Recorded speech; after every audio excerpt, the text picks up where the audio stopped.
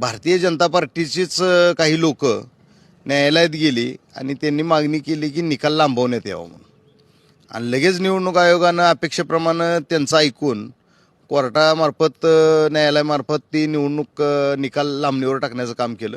त्याच वेळेस आमच्या मनात शंका आली की भारतीय आणि त्याच्या उपर काय झालं की भाजपनं मागणी केलेली देवेंद्र फडणवीसांना आवडली नाही. हे जरा ऑर्गॅनिक वाटत नाही, हे नैसर्गिक वाटत नाही. त्यामुळं आम्हाला ती शंका आलीच. आणि आमचे नेते माननीय दीपक मेंबर गायकवाड, गणेशदादा वानकर यांच्या मार्गदर्शनाखाली सुद्धा आम्ही शिवसैनिकांनी एक ठरवलं की निकाल काही लागायचा लागू दे, निर्णय द्यायचा किंवा मतदान कुणाला विजयी करायचं ते काम नागरिकांनी केलेलं आहे. परंतु भारतीय जनता पार्टीसारखा चोर वोट चोर पक्ष आपल्यासोबत प्रतिस्पर्धी म्हणून उतरलेला आहे. तर आपल्याला योग्य ती खबरदारी घ्यावी लागणार आहे. आणि त्यामुळं आम्ही शिवसैनिक सगळे इथं दिवस रात्र खडा पहारा देतोय. आम्ही